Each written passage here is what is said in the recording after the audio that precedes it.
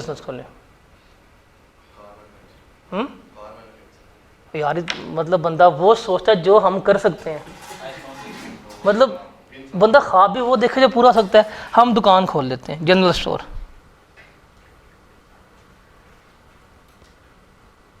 नाम रखते हैं इसका ACA जनरल स्टोर। देखिए दुनिया में दो पॉसिबिलिटी, या तो हम ऐसे CA कर सकते हैं या हम ये कह सकते हैं भाई हमारा जनरल स्टोर है। यही दो पॉसिबिलिटीज़ हैं। चलिए जी, दुकान खोलनी है, कैसे खोलेंगे? क्या कुछ चाहिए आपको? सामान चाहिए। सबसे पहले तो आपको चाहिए दुकान। तो हम जाते हैं, ये एक दुकान पकड़ लेते हैं, ये हमने दुकान ले ली। अब ये दुकान हम दो तरह से क्या कर सकते हैं, बाय कर सकते हैं। या तो हम इस दुकान को हमारी अपनी हो, ये ऑनर है, इस बंदे की दुकान या तो अपनी हो सकती है, ज़ाती दुकान, या दूसरा क्या कर सकता है, ये रेंट पे ले सकता है। ये दो ही वे हैं। इसने दुकान ले ली, या तो किराए पे लेगा या इसकी ज़ाती दुकान होगी। दुकान ले ली है, नाम भी लग गया, पता क्या है, ACA जनरल स्टोर। अब हमने क्या करना है, सामान डालना है। अब सामान के लिए क्या चाहिए, पैसा। अब पैसा जो चाहिए इसको, वो भी दो तरह से ये अपना ला सकता है। या तो अपना ओन लेके आ सकता है, अपना ज़ाती पैसा, मतलब बीवी के जेवर बेच के। दूसरा क्या कर सकता है, ये लोन ले सकता है। मतलब ओन पैसा लेके आए ज़ाती, इस बिजनेस में लगा दे, से हम क्या कहते हैं, इक्विटी कहते हैं। अपना पैसा, ज़ाती पैसा अगर आप बिजनेस में लगा देते हैं, इसे हम क्या कहते हैं, इक्विटी कहते हैं। और अगर आपने लोन लेके पैसा बिजनेस में लगाया तो ये क्या कहलाती है, आपकी लायबिलिटी कहला रही होती है। ऐसे ही है, आपने पैसा लिया, बिजनेस में लगा दिया, ले आए पैसा जी लाख रुपया। अब आप क्या करेंगे, आप इस लाख रुपये से इस दुकान का सामान लेके आएंगे। अब इस दुकान को रन करने के लिए आपको क्या कुछ चाहिए होगा। चलें, जनरल स्टोर है, जनरल स्टोर में क्या होगा, रैक्स होंगे, आप रैक्स बनाएंगे। अब रैक्स आपके एसेट हैं, ये तो रेंट पे नहीं मिलते ना, बनाने पड़ते हैं। तो ये रैक्स क्या होंगे, आपके एसेट कहलाएंगे। उसके अलावा आप फ्रिज लेके आएंगे, आपने बोतलें भी तो बेचनी है। फ्रिज आपको रेंट पे नहीं मिलती, ख़रीद के लेके आएंगे, ये भी क्या होगा, आपका एसेट होगा। आपको काउंटर चाहिए होगा, आप काउंटर रखेंगे, ये भी क्या होगा, आपका एसेट होगा। उसके अलावा और क्या चाहिए होगा दुकान में, सोचें। पंखा, गर्मी होती है, फ़ैन।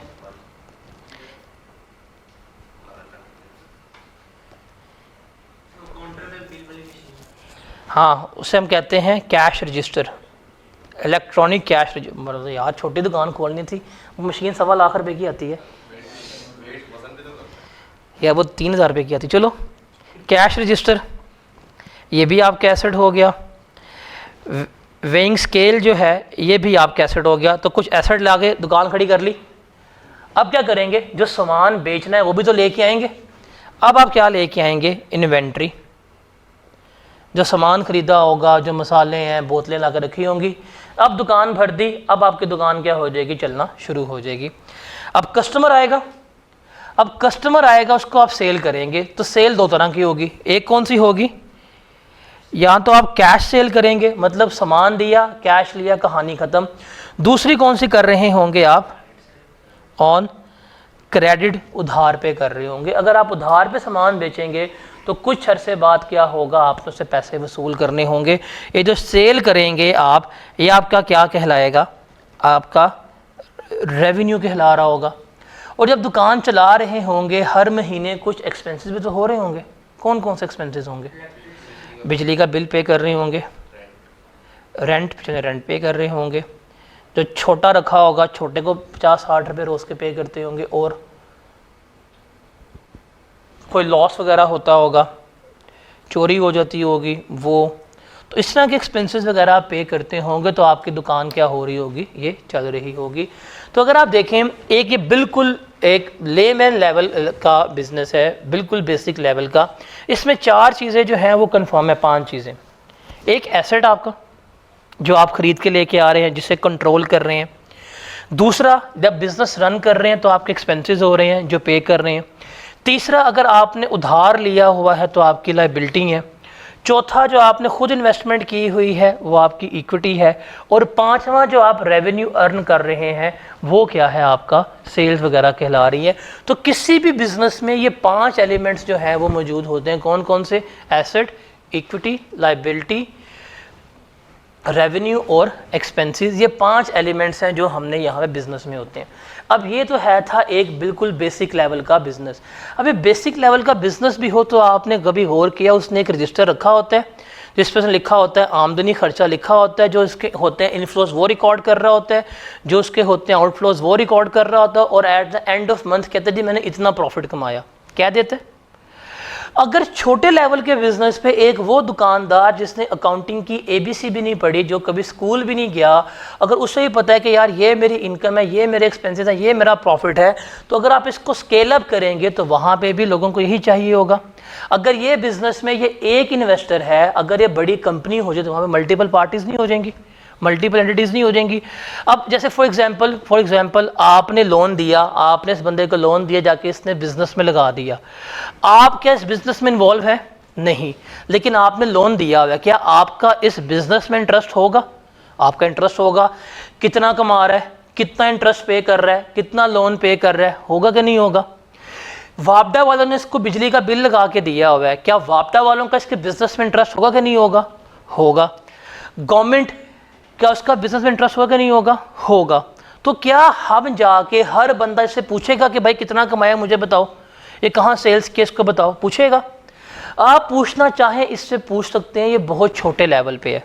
लेकिन अगर आपकी एंटिटी बड़ी हो जाए, कंपनी के लेवल पे पहुंच जाए, जहाँ पे मिलियंस ऑफ कस्टमर्स हैं, थाउजेंड्स ऑफ एम्प्लॉयज़ हैं, तो वहाँ पे जाके आप कभी पूछ सकते हैं? वहाँ पे तो नहीं पूछ सकते। तो वहाँ पे क्या होगा, अब फॉर एग्जांपल आपके पास एंटिटी जो है, जो इदारे हैं, अगर वो बड़े लेवल के हो जाएं, तो वैसे इदारे आपके पास 2 तरह के होते हैं। एक होते हैं नॉन प्रॉफिट, दूसरे होते हैं प्रॉफिट सीकिंग। और जो प्रॉफिट सीकिंग इदारे होते हैं यही क्या कर रहे होते हैं, आपका बिजनेस कर रहे होते हैं। जो नॉन प्रॉफिट इदारे होते हैं ये कभी भी किसी किस्म का काम वगैरह प्रॉफिट वाला काम नहीं कर रहे होते। लेकिन इसकी अकाउंटिंग हमारे R1 के सिलेबस का पार्ट है कि नॉन प्रॉफिट ऑर्गेनाइजेशन क्या कर रही हैं, किस तरह चल रही हैं। अब ये जो प्रॉफिट सीकिंग इंस्टीट्यूट है, इसके यूज़र्स कितने होंगे? आप एक कंपनी की बात कर लें, उस कंपनी में कितने स्टेक होल्डर होंगे, कितने लोगों का इंटरेस्ट होगा इस कंपनी के साथ? जो इस कंपनी के शेयर होल्डर होंगे, जिन्होंने पैसा इन्वेस्ट किया होगा, क्या उसका इंटरेस्ट होगा इस कंपनी में? कंपनी कितना कमा रही है, कितना प्रॉफिट है, कितनी सेल्स हैं, होगा। गवर्नमेंट का क्या इंटरेस्ट होगा इस कंपनी में कि कितना प्रॉफिट कमाया है, क्योंकि गवर्नमेंट क्या लेगी, प्रॉफिट के ऊपर टैक्स लेगी। फिर जो होगा बैंक ने अगर इस कंपनी को लोन दिया हुआ तो बैंक का इंटरेस्ट होगा इस कंपनी में कि जी कितना लोन दिया है, कितना इंटरेस्ट पे कर रही है, कितना प्रॉफिट है, क्या हमें इंटरेस्ट पे कर पाएगी कि नहीं कर पाएगी। जो होंगे इसके क्रेडिटर्स, जो उधार पे सामान कंपनी को बेचते होंगे, क्या उसका कंपनी में इंटरेस्ट होगा। जो कस्टमर्स होंगे, क्या कस्टमर्स का इस कंपनी में इंटरेस्ट होगा? होगा। क्यों नहीं होगा? कस्टमर कह रहे हैं जी हम इस कंपनी का सामान ले रहे हैं, कल कंपनी बंद हो जाए हम कहाँ सामान लेंगे, हमने जो कस्टमर ऑलरेडी डेवलप किया है, कल कंपनी ख़त्म हो जाए हम कहाँ पे जाएंगे, इसका भी इंटरेस्ट होगा। उसके अलावा और कौन लोग हो सकते हैं जिसका इंटरेस्ट हो सकता है बीच में? नॉर्मली यही है। अब हर स्टेक होल्डर का कंपनी में इंटरेस्ट है, हर स्टेक होल्डर को इस कंपनी के पास जाके रेलेवेंट इंफॉर्मेशन चाहिए जो इसके लिए इसेंशियल है। अब इससे पहले जो इंडिविजुअल था ना, जो हमने दुकान खोली थी, वहाँ पे एक बंदा बैठा हुआ है, बोलने वाला इंसान है, आप जाएंगे उससे सवाल करेंगे वो आपको जवाब दे देगा। लेकिन कंपनी तो कोई बोलने वाला इंसान नहीं होती। आप जाएं कंपनी से सवाल पूछे, कौन जवाब देगा? क्या वो आपके जवाब के लिए बैठी होती है? क्या वो रेडिली अवेलेबल होती है? वो कभी भी रेडिली अवेलेबल नहीं होती। तो फिर अब लेकिन गवर्नमेंट को तो चाहिए, गवर्नमेंट जाकर कंपनी से पूछते हैं हाँ भाई प्रॉफिट क्या है बताओ, कितना टैक्स बनता है, किसके पास गवर्नमेंट जाएगी? शेयर होल्डर कितनी सेल्स हैं बताएं, एम्प्लॉयज़ कितनी सेल्स हैं बताएं, कितनी सैलरीज पे कर रहे हैं बताएं। तो कौन जाके किससे जवाब तलाश करेगा? क्योंकि कंपनी तो इतनी बिजी है, इतना बड़ा उसका कॉर्पोरेट लेवल स्ट्रक्चर होता है, आप किसी बंदे से पूछेंगे वो कहीं रेफर कर देगा, वो कहीं रेफर कर देगा, कहीं रेफर कर देगा, आपको सारा इन्फॉर्मेशन जो है वो नहीं मिल पाएगी। तो रेलेवेंट इन्फॉर्मेशन फिर कहाँ से कलेक्ट होनी है? होनी कंपनी से ही है। तो कंपनी फिर रेलेवेंट इंफॉर्मेशन कैसे देती है, कंपनी अपनी फाइनेंशियल स्टेटमेंट्स जो है वो इशू कर देती हैं कि अपना एक रिपोर्ट दे देती है, उस रिपोर्ट में हर चीज़ बता देती है, कहती है भाई खुद पढ़ो, जो तुम्हें चाहिए वो इस रिपोर्ट से निकाल लो। तो कंपनी क्या कर रही होती है, फाइनेंशियल स्टेटमेंट बना रही होती है। और हमने चूंकि अब क्या सीखनी है, हमने अब ये फाइनेंशियल स्टेटमेंट्स ही बनाना सीखनी है, जो R1 का पार्ट है, जो हमारा नाम क्या है, financial accounting and reporting. Reporting में हम क्या सीख रहे होते हैं, इन फाइनेंशियल स्टेटमेंट्स को बनाना सीखेंगे, क्या है और कैसे इसको लेके चल रहे होते हैं। अब फाइनेंशियल स्टेटमेंट्स होती क्या हैं, फाइनेंशियल स्टेटमेंट एक्चुअल में वो रिपोर्ट्स हैं जो कोई भी एंटिटी प्रोवाइड कर रही है अपने स्टेक होल्डर को, जिसमें वो तमाम इसेंशियल इंफॉर्मेशन जो हैं वो गिवन होती हैं, ताकि वो रिपोर्ट पढ़ के जो रेलेवेंट डिसीजन करना है वो कर सकें। तो ये हमारी क्या होती हैं, फाइनेंशियल स्टेटमेंट्स कहला रही होती हैं। अब फाइनेंशियल स्टेटमेंट को डील करने से पहले एक सेकेंड, फाइनेंशियल स्टेटमेंट बनती कैसे हैं उसका ज़रा हम देखते हैं। एक हमारा होता है अकाउंटिंग साइकिल। ये जो हम रिपोर्ट्स बना रहे हैं, ये रिपोर्ट्स हम ऐसे तो नहीं बना लेते, एक पूरा अकाउंटिंग साइकिल चलता है। जब वो साइकिल कंप्लीट होता है फिर जाके हमारी क्या होती हैं, एंड पे रिपोर्ट बन रही होती हैं। इस साइकिल में सबसे पहले शुरुआत किससे होती है,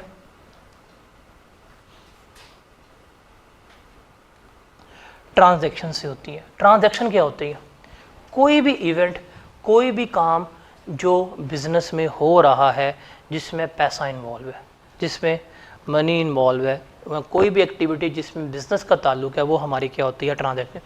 सेल्स की हैं, ट्रांजैक्शन होगी, परचेजेस की हैं, ट्रांजैक्शन होंगी, बिल पे किया, ट्रांजैक्शन होगी, उसके अलावा आपने उधार पे सामान लिया, ट्रांजैक्शन होगी, बिल पेएबल है, ट्रांजैक्शन होगी, लॉस है, ट्रांजैक्शन होगी, या टैक्स पेएबल आगे ट्रांजैक्शन। तो जो भी बिज़नेस के इवेंट्स होते हैं वो हमारी क्या है, ट्रांजैक्शंस हैं।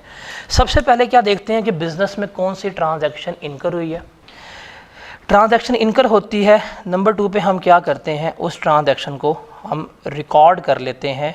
और रिकॉर्ड करने का अमल क्या कहलाता है, हमारी जर्नल एंट्री कहलाती है, जो हमने पास करनी होती है। मतलब कोई सेल की है, हम फौरी क्या करेंगे, उस सेल की हम जर्नल एंट्री पास कर रहे होंगे। परचेजेस की हैं, क्या करेंगे, एंट्री पास करेंगे।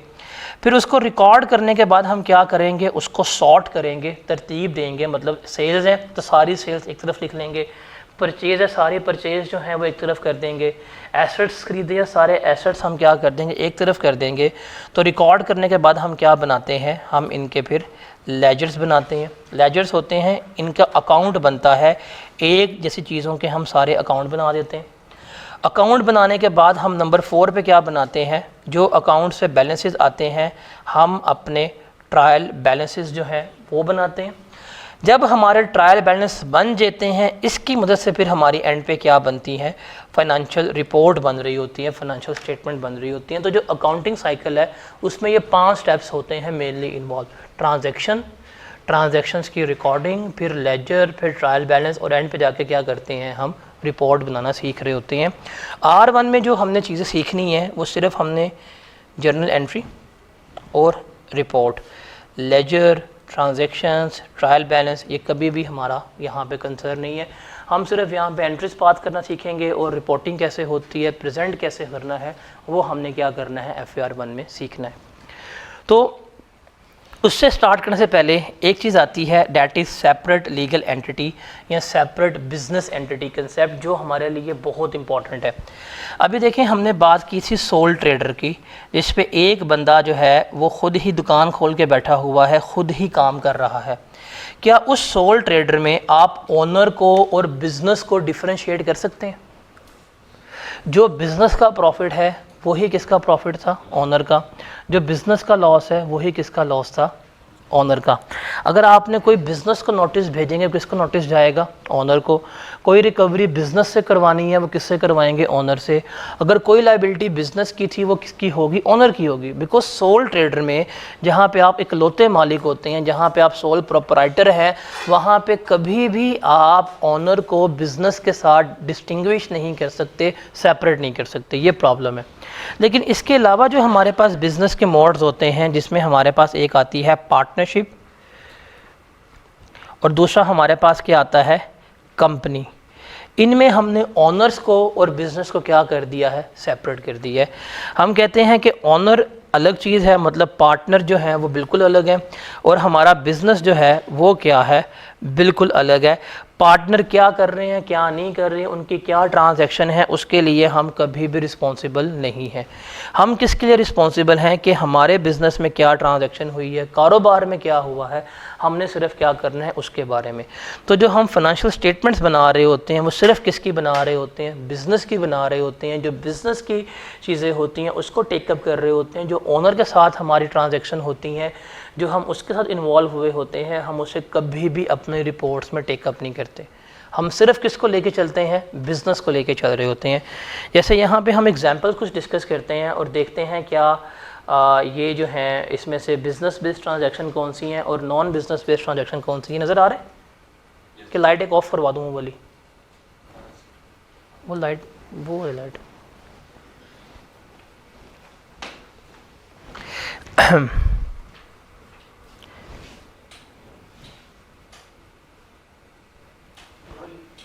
वो आपके ऊपर वाली, ये वाली, अब क्लियर है पहले से। अच्छा, अब इसमें हमने देखना है, हम उसने हमें कुछ इवेंट्स गिवन कर दिए हैं।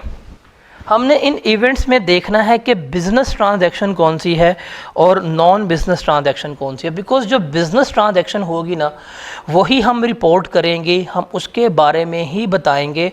जो नॉन बिज़नेस ट्रांजैक्शन है उसे हम कभी भी अपनी रिपोर्ट में नहीं लेके आ रहे होते। जैसे पहला है कि एक बिज़नेसमैन ने एक व्हीकल परचेज़ की है अपने प्राइवेट यूज़ के लिए, ज़ाती इस्तेमाल के लिए। क्या इसके बिज़नेस का कोई ताल्लुक़ है? तो ये तो नॉन बिज़नेस ट्रांजैक्शन है, ठीक है। ये हमारी कंपनी के अकाउंट्स में कभी भी रिपोर्ट नहीं हो सकती। बट उसने कहा है he purchase that car by drawing cash from business, उसने बिजनेस से पैसा निकाला है और जाके गाड़ी ले ली है। अब ये जो बिजनेस से पैसा निकाला है इसका फ़र्क क्या होगा, हमारे बिजनेस में पड़ा होगा, हमारे बिजनेस का कैश जो है वो कम हुआ होगा। तो ये जो कैश रिड्यूस हुआ है ये बिजनेस ट्रांजैक्शन है। ये हम कह देंगे जी ऑनर इतने पैसे हमारे बिजनेस उठा के ले गया है, लेकिन ऑनर ने क्या किया है, गाड़ी ली है, जुए में हार गया, वो रेलेवेंट नहीं है। जो उसने सिर्फ हमसे कैश विड्रॉ करवाया है हम क्या करेंगे, जाके सिर्फ उसी को रिपोर्ट कर रहे होंगे। तो जो कैश विड्रॉल है वो हमारी क्या होगी, बिजनेस ट्रांजैक्शन ट्रीट हो रही होगी। एक और एग्जांपल लेते हैं, कहता है जी ABC and company has paid the electricity bill of one of its partner. एक पार्टनर का बिल पे कर दिया, क्या ये खर्चा बिजनेस का? नहीं। But the amount is recoverable from that partner, और वो अमाउंट जो है उसने पार्टनर से रिकवर भी करवा ली। पहले बिल पे कर दिया पार्टनर का और बाद में जाके वो पार्टनर से पैसे वापस ले लिए। तो क्या इसका कोई बिजनेस के ऊपर फ़र्क आया होगा? नहीं आया होगा। पहले पैसे गए थे, बाद पैसे आपने रिकवर कर लिए, तो इसका हम कोई ट्रीटमेंट नहीं लेंगे, हम छोड़ देंगे इसको। फिर नंबर 3 है furniture and fixtures lying in the office were destroyed by fire. Furniture था और फिक्सचर से ऑफिस में थे, आग से तबाह हो गए। Furniture was owned by one of partner, जो फर्नीचर था वो पार्टनर की मलकियत थी, and it was not in the use of business, वो बिजनेस के यूज़ में नहीं था। अब देखें, जो फर्नीचर वो पार्टनर की मलकियत में था, हम तो उसको इस्तेमाल नहीं कर रहे थे, वो जल गया है, उसका लॉस हो गया है, क्या हम उसको रिकॉर्ड करेंगे? हम उसे रिकॉर्ड नहीं करेंगे क्योंकि हमारा बिजनेस लॉस तो है नहीं। हाँ, जो फिक्सचर्स है थे, फिक्सचर जो रैक्स वगैरह लगे होते, इसे कहते हैं फिक्सचर्स, जो फिक्सचर्स का नुकसान हुआ वो हमारा बिजनेस का नुकसान था, उसे हम क्या कर रहे होंगे, यहाँ पर रिकॉर्ड कर रहे होंगे कि भाईजान ये हमारा लॉस था, यह बिजनेस का फिक्सचर था, इसका नुकसान हुआ, ये बिजनेस का लॉस है। जो पार्टनर का नुकसान हुआ है वो हमारा लॉस नहीं है, हम उसे कभी भी रिकॉर्ड नहीं कर रहे होंगे। उसके अलावा the proprietor provides a generator to office, proprietor कहते हैं मालिक को, ओनर को, उसने जनरेटर दे दिया ऑफिस को, अब वो अपना ज़ाती जनरेटर ऑफिस लेके आया, तो ये होगा कैपिटल लेके आया, तो ये बिजनेस में ला के उसने एसेट दिया। The generator is presently not working, generator अभी इस्तेमाल नहीं हो रहा, it would have to be repaired, उसको आप रिपेयर करवाएंगे, उसके बाद इस्तेमाल करेंगे। तो जब आप उसको रिपेयर करवा के इस्तेमाल कर रहे हैं तो जो रिपेयरिंग है वो किसके लिए कर रहे हैं, बिजनेस के लिए कर रहे हैं, तो वो जो रिपेयर कॉस्ट होगी वो हमारी क्या कंसीडर होगी, बिजनेस ट्रांजैक्शन कंसीडर हो रही होगी। ठीक है। उसके बाद है G balance recoverable from employee was written off. Write off का मतलब है माफ़ कर देना आफ्टर हिज डेथ, कि किसी एम्प्लॉय से कोई आपने अमाउंट रिकवर करवानी थी, एम्प्लॉय फोत हो गया, आपने अमाउंट माफ़ कर दिया, तो लॉस है ना आपका, तो बिजनेस लॉस है, इसे हम क्या कर रहे होंगे, ट्रीट कर रहे होंगे। तो हमने सबसे पहले देखना होता है कि जो बिजनेस ट्रांजैक्शंस हैं हमने सिर्फ उनको टेकअप करना है, जो नॉन बिजनेस ट्रांजैक्शन है उसे हम कभी भी रिपोर्ट नहीं करेंगे। अब ये जो हमने ट्रांजैक्शंस की बात कर रहे थे, ट्रांजैक्शंस करनी है जी, ट्रांजैक्शंस हैं कितने अरसे की होनी चाहिए, कोई टाइम लिमिट तो होनी चाहिए, इस डेट से लेके इस डेट तक, इस पेमेंट से लेके इस पेमेंट तक। वो जो डेट्स वगैरह होती हैं, जो रेलेवेंट ईयर है उसे हम क्या कहते हैं, अकाउंटिंग पीरियड कहते हैं, या उसे हम क्या कह रहे होते हैं, या उसे हम रिपोर्टिंग पीरियड जो है वो कह रहे होते हैं। मतलब शुरू हुआ 1 जनवरी 2023, ख़त्म होगा 31/12/2023। इस अरसे के दौरान कितनी हमने सेल्स की, कितने हमने एक्सपेंसेस किए, कितना हमने लोन लिया, कितने हमने एसेट्स लिए, कितनी हमारी लायबिलिटीज़ थी, वो सारा कुछ हम क्या कर रहे होंगे, रिकॉर्ड कर रहे होंगे। तो वो जो पीरियड होगा ये हमारा क्या कहला रहा होता है, अकाउंटिंग पीरियड कहला रहा होता है। तो इस अकाउंटिंग पीरियड में जितनी ट्रांजैक्शंस होंगी उनको हम रिकॉर्ड करेंगे, समराइज़ करेंगे, प्रेजेंट करेंगे। जब प्रेजेंट करेंगे तो वो किसकी फॉर्म में कर रहे होंगे, फाइनेंशियल स्टेटमेंट्स की फॉर्म में कर रहे होंगे। अब फाइनेंशियल स्टेटमेंट्स 5 चीज़ों को कहते हैं। फाइनेंशियल स्टेटमेंट किसे कहते हैं, 5 चीज़ों को।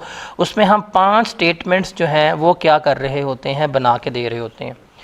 पहली है स्टेटमेंट ऑफ फाइनेंशियल पोजीशन।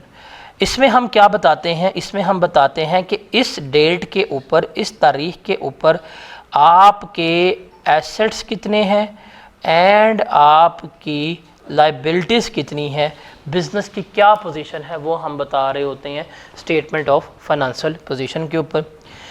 फिर आती है हमारे पास second statement of comprehensive income. इसमें हम क्या बताते हैं कि इस पूरा साल इतनी हमने सेल्स की हैं, इतने हमारे एक्सपेंसेस थे, सेल्स में से एक्सपेंसेस लेस करते हैं और एंड पे हम क्या बता देते हैं, प्रॉफिट बता देते हैं। अब ये जो 2 फाइनेंशियल स्टेटमेंट्स है ना, ये वाली, ये आपके R1 का पार्ट नहीं है। ये बेसिक्स में थी, इंट्रो में पढ़ के आ चुके होते हैं, इसलिए ये R1 का सिलेबस में डील नहीं होती। R1 का सिलेबस में ये 3 जो हैं ये डील होती हैं और ये हम जाके R1 में पढ़ रहे होंगे। तीसरी आती है statement of changes in equity. Statement of changes in equity क्या होती है कि हम देखते हैं कि जो आपके कैपिटल है, जो आपने बिज़नेस में अमाउंट इन्वेस्ट की है, जो कैपिटल इन्वेस्ट किया है, उसमें कितना चेंज आ रहा है। ओपनिंग कैपिटल कितना था साल के शुरू में, साल के एंड पे कितना हो गया, कितना प्रॉफिट कमाया, कितना हमने पैसा दिया ओनर को, वो सारा कुछ हम कहाँ शो कर रहे होते हैं, statement of changes in equity में। ये आपके R1 का पार्ट है। उसके बाद statement of cash flow. Cash flow का मतलब है कि हमारे बिजनेस में कैश कितना पड़ा हुआ है, because profit is not equal to cash. ये कभी भी नहीं होता कि आपके बिज़नेस में अगर जितना प्रॉफिट है उतना ही कैश पड़ा हो, ये कभी भी नहीं होता। तो हम देखते हैं हमारे बिज़नेस में कैश कितना पड़ा हुआ है, इसकी स्टेटमेंट हम सीखते हैं बनाना। और जो जो हमने एडजस्टमेंट्स की होती हैं, जो जो इवेंट्स होते हैं, जो जो हमने उनका ट्रीटमेंट किया होता है, उनके एक्सप्लेनेशन वगैरह हम गिवन कर रहे होते हैं। तो इन 5 को हम कलेक्टिवली क्या कह रहे होते हैं, फाइनेंशियल स्टेटमेंट्स कह रहे होते हैं। जिसमें से ये वाली 3 जो हैं ये हमारे सिलेबस का पार्ट हैं और ये जो 2 हैं ये हमारे सिलेबस का पार्ट नहीं है। तो हम ये 3 जो हैं इसको सीखेंगे कैसे बनती है, कैसे नहीं बन रही होती। आगे चलते हैं, आगे बात करते हैं एलिमेंट्स ऑफ फाइनेंशियल स्टेटमेंट में। अब फाइनेंशियल स्टेटमेंट में एलिमेंट्स कौन कौन से शामिल हैं। तो आपकी ये 5 फाइनेंशियल स्टेटमेंट्स जो हम बना रहे हैं, इसमें 5 एलिमेंट्स जो हैं वो शामिल हैं, जिसको हम क्या कर रहे होंगे, डील कर रहे होंगे। एक इसमें होंगे एसेट्स, दूसरी इसमें होंगी लाइबिलिटीज़, तीसरी इसमें आएंगी इनकम, चौथे इसमें आएंगे एक्सपेंसेस और 5वां इसमें क्या आएगा, इक्विटी। ये 5 चीज़ें जो हैं ये हमने क्या करनी होती हैं, यहाँ पे बतानी होती हैं। और बताते हम किस फॉर्म में हैं, हम अकाउंटिंग लैंग्वेज में बताएंगे, या तो डेबिट या तो क्रेडिट। उसके बारे में उस लैंग्वेज में हमने इन 5 चीज़ों को क्या करना है, रिफ्लेक्ट करना है। तो ये चीज़ है जो हमने सारी आगे कैरी करनी है। इतनी बेसिक्स चाहिए आपको, जो अभी हम कल परसों डिस्कस कर लेंगे R1 के लिए। उससे ज़्यादा बेसिक्स आपको रिक्वायर नहीं है R1 कंटिन्यू करने के लिए। अच्छा, एलिमेंट्स ऑफ फाइनेंशियल पोजीशन की बात करते हैं। एसेट्स, इक्विटी और लायबिलिटी, ये जो 3 चीज़ें हैं ना, इससे हमारी क्या बनती है, इससे हमारी बैलेंस शीट बनती है हमेशा। जो बैलेंस शीट होती है, जिसे हम स्टेटमेंट ऑफ फाइनेंशियल पोजीशन कह रहे होते हैं, उसमें 3 एलिमेंट शामिल होते हैं, एसेट्स, लाइबिलिटीज़ और इक्विटी, और इनको हम मिला के क्या करते हैं, अपनी बैलेंस शीट बना रहे होते हैं। और जो कंप्रीहेंसिव इनकम की स्टेटमेंट है, उसमें 2 एलिमेंट्स होते हैं, इनकम और एक्सपेंसेस। उनका डिफरेंस लेके हम क्या कर रहे होते हैं, अपना प्रॉफिट जो है वो रिपोर्ट कर रहे होते हैं। इसको देखते हैं, इसको शुरू से सबसे पहले देखते हैं हम अकाउंटिंग इक्वेशन, जो कि बैलेंस शीट की बात कर रहे हैं। अकाउंटिंग इक्वेशन की बात करें, अकाउंटिंग इक्वेशन होती है asset is equal to equity plus liability. इसके लिए हम एक कोई हाइपोथेटिकल एग्जांपल लेते हैं। फॉर एग्जांपल, आपने एक बिज़नेस स्टार्ट किया, बिज़नेस में आपने इन्वेस्ट किया 1 लाख रुपया, ठीक है। अगर मैं इस बिज़नेस की अकाउंटिंग इक्वेशन बनाऊँ ना, तो ये कुछ इस तरह से बन रही होगी, इक्विटी प्लस लाइबिलिटी। आप बिज़नेस में आए, बिज़नेस में कितने पैसे लगाए, 1 लाख रुपया, तो 1 लाख रुपये का कैश जो है वो आपके बिज़नेस में मौजूद होगा। और ये कैश क्या होता है, आपके एसेट होते हैं। और ओनर लेके आया, इन्वेस्ट किया है, तो यही क्या होगा, आपका इक्विटी भी कहला रहा होगा। तो जितने एसेट होते हैं उतनी ही हमारी क्या होती है, इक्विटी होती है। आप कहते हैं जी हमने इन्वेस्ट कर लिया बिज़नेस में, अब जाके आपने फर्नीचर परचेज़ कर लिया इस 1 लाख रुपये में से 20,000 का, मतलब इस 1 लाख रुपये में से 20,000 निकाला, जाके उसका फर्नीचर लेके आ गए। अब क्या होगा, अब इसके बाद आपके एसेट्स कुछ इस तरह से शो हो रहे होंगे कि फर्नीचर कितने का है, आपका 20,000 का है, और कैश कितना रिमेनिंग बचा होगा, 80,000 का बचा होगा। तो टोटल एसेट्स कितने होंगे आपके, लाख के ही हुए कि वो चेंज हो गए हैं, वो तो चेंज नहीं हुए, उतने ही रहे हैं। और इक्विटी कितनी रही है आपकी, 1 लाख की ही रही है, उसमें कोई इजाफा नहीं आया। तो total assets is equal to equity plus liability. अब तीसरा इवेंट भी ले जाएं। तीसरे इवेंट में फॉर एग्जांपल आप कहते हैं जी आपने जाके बैंक से लोन ले लिया 5 लाख रुपए का। अब 5 लाख रुपए का लोन लिया तो आपके बिजनेस में 5 लाख रुपए का कैश आया होगा। अब आपके पास एसेट से कॉलम क्या बन रहा होगा, आपके पास एसेट्स में होगा फर्नीचर कितने का, 20,000 का। आपके पास कैश होगा 80,000 का। आपने लोन लिया, लोन की फॉर्म में जो कैश आया वो कितना होगा, 5 लाख का। तो टोटल एसेट्स कितने मौजूद होंगे आपके पास, 6 लाख के अब एसेट्स हैं बिजनेस में। अगर आप इक्विटी में जाएं तो लाख रुपया तो आपने इन्वेस्ट किया हुआ था, 5 लाख रुपए का आपने क्या ले लिया है, लोन ले लिया है। तो ये भी कितना बन रहा होगा, 6 लाख ही बन रहा होगा। तो रिमेंबर बैलेंस शीट जब हम बना रहे होते हैं, जिसमें हम स्टेटमेंट ऑफ फाइनेंशियल पोजीशन कहते हैं, उसका मेन यही होता है कि assets are always equal to equity plus liability. जितने हमारे एसेट्स होंगे उतनी ही हमारी इक्विटी और लाइबिलिटी होगी। तो पहला तो ये बनता है हमारा, जिसमें हम 3 चीज़ें इन्वॉल्व कर रहे होते हैं, एसेट्स, इक्विटीज़ और लाइबिलिटीज़।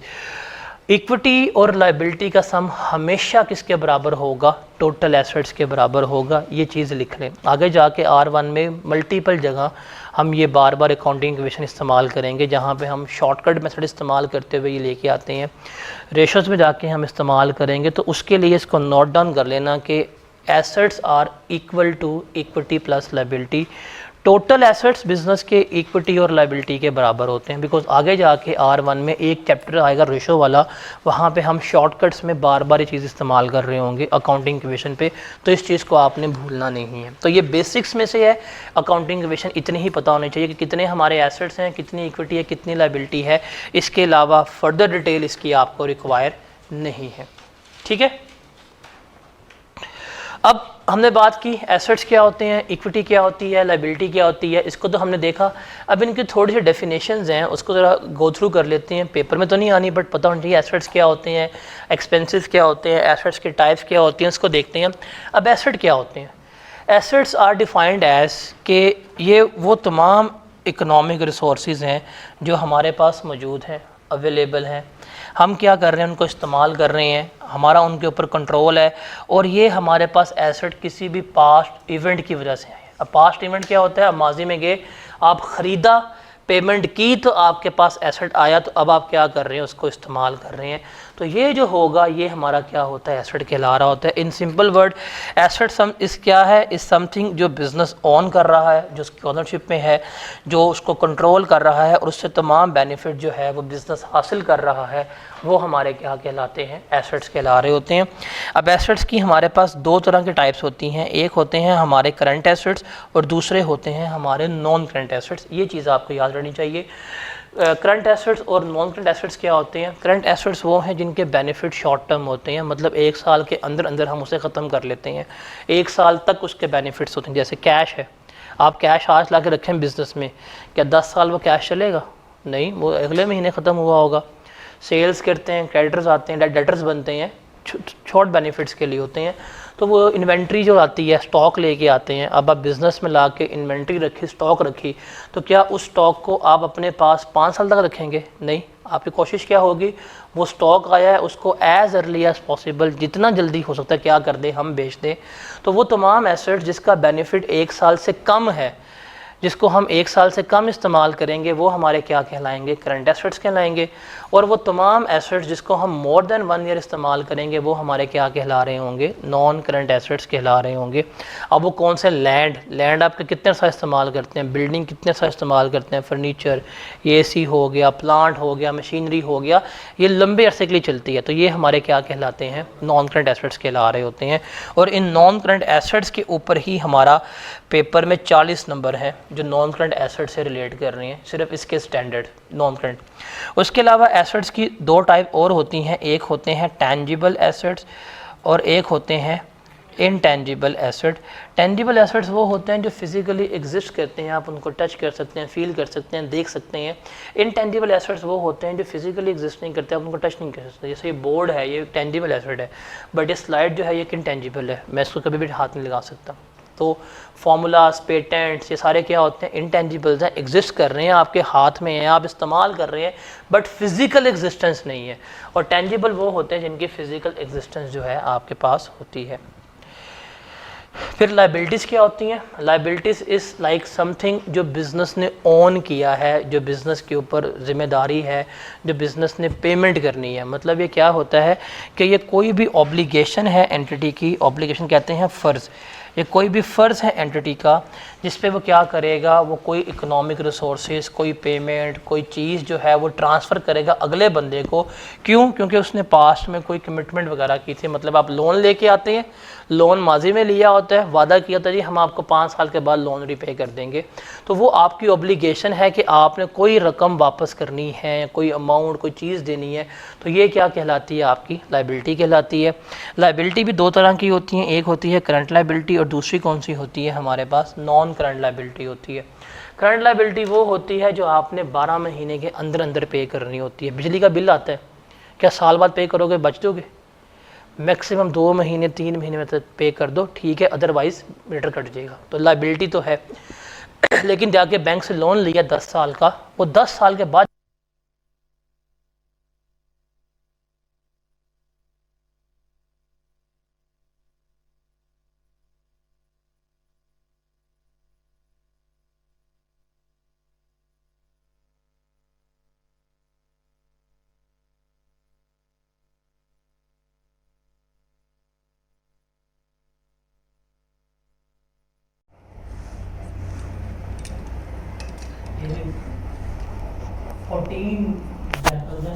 बताएं ना कौन सी इसमें से एसेट्स हैं, कौन सी लायबिलिटीज? पढ़ ले।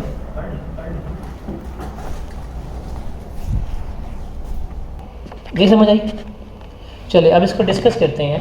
हमने बताना है कौन सी चीज़ एसेट है, कौन सी चीज़ जो है वो लायबिलिटी है। आपने किसी और बिजनेस को लोन दिए, ये आपका एसेट है कि लायबिलिटी है? एसेट है। क्यों? बिकॉज आपने उससे पैसा वापस लेना है। अब आपका उसके ऊपर कंट्रोल है कि भाई पैसे निकाल, तो ये क्या होगा, आपका एसेट कहला रहा होगा। बैंक ओवरड्राफ्ट है, बैंक से जाके आपने लोन लिया हुआ है, तो ये आपकी क्या होगी, लायबिलिटी होगी। फिक्सचर एंड फिटिंग क्या होती है, एसेट्स हैं। कंप्यूटर क्या है, एसेट है। We of a supplier for inventory bought, हमने कोई इन्वेंट्री खरीदी थी, हमने पेमेंट करनी है, liability. Warehouse asset, motor vehicle, premises, account receivable, inventory, accounts payable, bank को अमाउंट पे करनी है, cash in hand, loan from a friend for business use, liability. तो ये चीज़ें हमने क्या करनी होती है, डिस्टिंग्विश करनी होती हैं। अब ज़रा यहाँ पे आते हैं, बताना है एसेट है, करंट है या नॉन करंट है, ये ज़रा बताना है आपने। लैंड एंड बिल्डिंग क्या है, तो भाई पहले दस दो एसेट है, सीधा नॉन करंट से पहुँच गए। और ये कौन सा है, नॉन करंट है। रिसीवेबल्स एसेट है, कौन से हैं, कैश, कौन से, लोन रिपेएबल इन 2 years टाइम, लाइबिलिटी है, कौन सी, क्यों, क्योंकि 1 साल से ज़्यादा पे है। पेएबल्स लाइबिलिटी, क्रेडिटर है। डिलीवरी ट्रक्स एसेट है, और ये भी कौन से हैं, नॉन करंट एसेट्स हैं। तो इन चीज़ों के बारे में आपको पता होना चाहिए। उसके बाद इक्विटी, इक्विटी क्या होता है, इक्विटी हम बेसिकली कहते हैं कि ओनर कैपिटल, जो ओनर ने, जो मालिकों ने आके अमाउंट इन्वेस्ट की होती है ना बिजनेस में, वो हमारी क्या कहलाती है, इक्विटी कहला रही होती है। अब जैसे हम वो बात कर रहे थे दुकानदार की, वो जो खुद पैसे लेके आया वो उसकी इक्विटी थी। कंपनीज की फॉर्म में क्या होता है, जो जाके आप शेयर्स ख़रीदते हैं, शेयर्स क्या होते हैं, आपने अमाउंट पे की, शेयर्स मिल गए, तो वो क्या होती है, आपको इक्विटी मिल रही होती है। अब ये जो ओनर ने पैसे इन्वेस्ट किए होते हैं, ये हमारी क्या कहलाती है, इक्विटी कहला रही होती है। जब ओनर इन्वेस्ट करते हैं उसके ऊपर से क्या मिलता है, प्रॉफिट्स मिल रहे होते हैं, और डिविडेंड जो है वो मिल रहा होता है। कितना प्रॉफिट कमाया, कितना पैसा कमाया, वो सारा हम उसको दे रहे होते हैं। और हम इसमें देखते हैं कि साल के शुरू में कितनी इक्विटी थी, कितना प्रॉफिट कमाया ओनर ने, साल के एंड पे कितनी है, वो हम उसको लेके चल रहे होते हैं। इक्विटी को हम ऐसे भी रिप्रेजेंट कर लेते हैं, और इक्विटी को हम नेट एसेट्स भी कह रहे होते हैं। अकाउंटिंग इक्वेशन क्या थी हमारी, asset is equal to equity plus liability. अगर मैं इसको इक्विटी के लिए रीअरेंज कर दूं, equity is equal to asset minus liability, तो जो टोटल आपके पास एसेट्स होते हैं, ये लिख लीजिएगा R1 में, ये मल्टीपल टाइम यूज़ होती है क्वेश्चंस के अंदर, हिंट जब हमने हिंट लगानी होती है। तो जो टोटल बिजनेस के एसेट्स हैं, उस टोटल बिजनेस के एसेट्स में से जो टोटल लाइबिलिटीज़ हैं वो लेस कर दे, तो वो जवाब जो आएगा वो किसके बराबर होगा, इक्विटी के बराबर होगा। इसे हम क्या कह रहे होते हैं, इसे हम नेट एसेट्स कह रहे होते हैं। तो इक्विटी इज़ इक्वल टू क्या होती है, equity is equal to net assets होती है। ये हम जाके आगे डिस्कस आउट कर रहे होंगे। और क्योंकि इक्विटी है, इसके ऊपर जाके हम पूरी स्टेटमेंट सीखेंगे बनाना, वो क्या होगी, statement of changes in equity, वो हम क्या करेंगे, सीखेंगे। और ये 20 नंबर तक का सवाल इसमें से आ रहा होता है, जिसके ऊपर हम पूरी हासिल बहस कर रहे होंगे। अब ज़रा इसके ऊपर आए, ये ब्रेन टीजर है हमारे पास, जिसे आपने बताना है, कैलकुलेटर निकाल लें, बताएं अकाउंटिंग इक्वेशन इस्तेमाल होनी है, वो है हमारे पास asset is equal to equity plus liability. हमने ये एग्जांपल्स जो हैं वो फुल करनी है, बताएं जी। ऊपर मैंने इक्वेशन लिख दी है, फिल इन द ब्लैंक्स आपके सामने, बताते नहीं किस में क्या जवाब आएगा। पहले वाले में बताएं क्या आएगा, कैसे, देखिए ना, इन दोनों को जमा करेंगे, जवाब इसके बराबर आना चाहिए। दूसरे वाले में एसेट्स हैं 80,000 के, कैपिटल 56,000 का, लाइबिलिटी कितनी होगी 24,000 की। तीसरे वाले में कैपिटल 58 का, लाइबिलिटीज़ 18 की है, 76 के हमारे क्या बन रहे हैं, एसेट्स बन रहे हैं।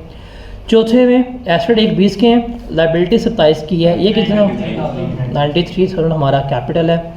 पाँचवें में बताइएगा 53 की लाइबिलिटीज़ आ रही हैं, और छठे में बताइएगा 1,31,000 के हमारे एसेट्स बन रहे हैं। तो इस तरह से हम इसको लेके चल रहे होते हैं, assets is equal to equity plus liability. ये क्लियर है, इसमें किसी को कोई डाउट है तो बताएं। अब ये जो यहाँ पर टेबल लिखा हुआ है ना, आगे जाके जो हम चैप्टर पढ़ेंगे रेशो का R1 में, उसमें ये चीज़ इस्तेमाल होनी होती है। तो उसमें ये रेशो, ये वाली बहुत इस्तेमाल होनी है, जो मैं आपको अभी यहाँ पे बता रहा हूँ। सबको क्लियर है। अच्छा, इनकम क्या होती है, इनकम मोस्टली जो हमारे एसेट्स में इजाफा हो रहा है, जो हमारे इक्विटी में इजाफा हो रहा है, वो हमारी क्या होती है, इनकम कहला रही होती है। बिकॉज इक्विटी में इजाफा कैसे होता है? जब प्रॉफिट बढ़ते हैं तो वो हमारी इनकम है, या जो कैपिटल के अलावा हमारे बिज़नेस में इजाफा हो रहा होता है वो हमारी इनकम कहला रही होती है। अब इनकम ना हमारी दो तरह की होती है, एक होता है रेवेन्यू और एक होती है हमारी अदर इनकम। इसका डिफरेंस समझना है आपने, रेवेन्यू में और अदर इनकम में क्या डिफरेंस होता है। कल को फर्म के इंटरव्यू में पार्टनर सवाल पूछ लेता है कि रेवेन्यू और नॉन रेवेन्यू बेस्ड इनकम कौन सी होती है। रेवेन्यू बेस्ड इनकम उसे कहते हैं जो आपके ऑर्डिनरी बिजनेस एक्टिविटी से निकाल रहे होते हैं। आपकी दुकान है जी दूध दही वाली, अब दूध बेच रहे हैं, दही बेच रहे हैं, पैसा आ रहा है, उससे जो प्रॉफिट कमा रहे हैं वो जो इनकम आ रही है वो क्या होगा? आपका रेवेन्यू होगा। उसी दूध दही की दुकान में काउंटर पड़ा हुआ है, काउंटर बेच के प्रॉफिट कमा लिया है, उससे इनकम आई है ना, वो आपकी कौन सी है? अदर इनकम है, वो नॉन रेवेन्यू बेस्ड इनकम होगी। ये चीज़ आपने याद रखनी है कि वो तमाम इनकम जो आप ऑर्डिनरी एक्टिविटी से कमा रहे होते हैं वो आपकी क्या कहलाती है? रेवेन्यू बेस्ड इनकम कहलाती है। और जो उसके अलावा आप कमाते हैं एसेट्स बेच के, इन्वेस्टमेंट बेच के, गाड़ियाँ बेच के, बैंक से इंटरेस्ट लेके, वो सारी क्या कहलाती है? आपकी अदर इनकम जो है वो कहला रही होती है। Got it? एक्सपेंसेस ये पता है जो हम पे कर रहे होते हैं, लाइबिलिटीज़ कम होनी है, जो भी हमने ड्राइंग्स वगैरह की हैं, ओनर्स का पेमेंट की है, वो हमारे क्या होते हैं? एक्सपेंसेस कहला रहे होते हैं।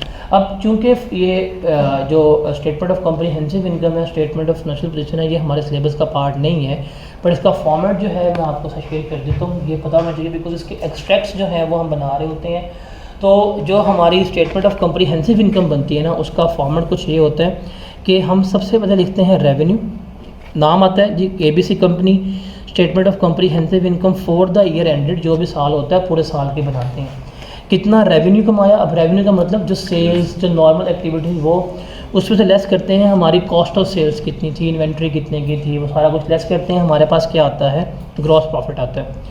उस GP के बाद जितनी भी हमारी अदर इनकम होती हैं, जो हमने एसेट डिस्पोज की हैं, वो सारी हम बीच में ऐड कर देते हैं। उसके बाद जो हमने एक्सपेंसेस पे किए होते हैं, सैलरी, मेंटेनेंस, डिप्रिसिएशन, वो सारे लेस करते हैं, तो हमारे पास क्या आ रहा होता है? नेट प्रॉफिट आ रहा होता है। तो इस तरह से हमारी क्या बनती है? स्टेटमेंट ऑफ कॉम्प्रिहेंसिव इनकम बन रही होती है। इसके एक्सट्रैक्ट्स जो हैं वो हमारे सिलेबस का पार्ट है। दूसरा आता है हमारे पास स्टेटमेंट ऑफ फाइनेंशियल पोजीशन। इसमें हम दो चीज़ें बताते हैं, एक हम कि हमारे एसेट्स कितने हैं, और दूसरे हम बताते हैं हमारी इक्विटी प्लस लायबिलिटी कितनी है। एसेट्स में हम बताते हैं कि हमारे नॉन करंट एसेट्स टोटल कितने हैं, हमारे करंट एसेट्स टोटल कितने हैं, उसका हम जमा बता देते हैं इतने हैं, और यहाँ पे हमारा कैपिटल कितना है वो बताते हैं, हमारी नॉन करंट लायबिलिटीज़ कितनी है वो बताते हैं, हमारी करंट लायबिलिटीज़ कितनी है वो बताते हैं। रिमेंबर इसका सम हमेशा क्या होना चाहिए? बराबर होना चाहिए।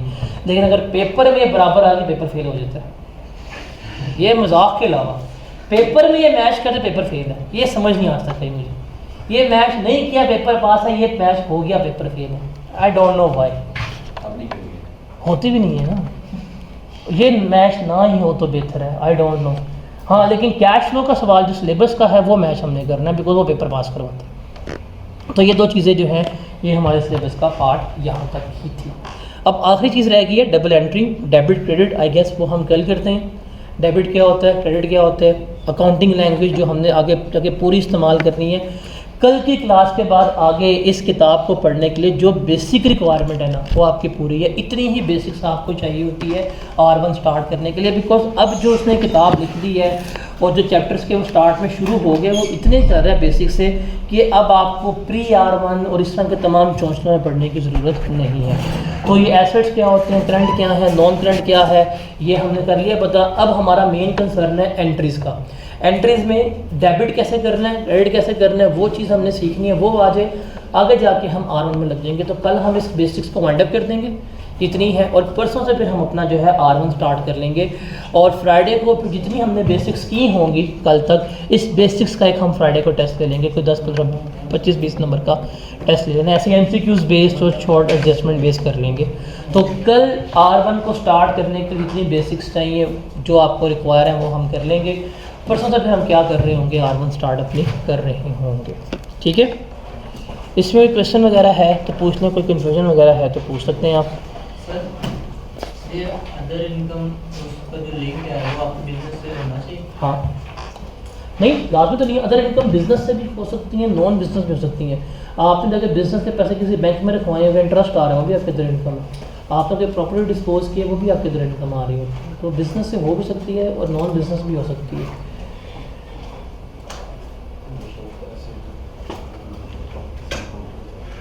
जो बिज़नेस वाली इनकम है वो हमारी हमेशा रेवेन्यू इनकम होती है, जिसका ताल्लुक आपके बिज़नेस के साथ है, बिज़नेस की एक्टिविटीज़ के साथ है। उसके अलावा जितनी भी इनकम है वो अदर इनकम होती है। ठीक है, कल हम इसकी एंट्रीज कर लेंगे, बिकॉज सिलेबस में एंट्रीज जो हैं वो हमारा पार्ट है। एंट्रीज करने के बाद then will move towards R1, जो हमारा बेसिक चैप्टर होगा, हम उसको स्टार्ट कर लेंगे। और फ्राइडे को फिर इसका बेसिक से टेस्ट हो जाएगा, ताकि आपको जो चीज़ें हैं वो सारी रिकॉल हो जाएं। ठीक है, ठीक है जी, मिलते हैं इंशाल्लाह कल। अल्लाह हाफिज़।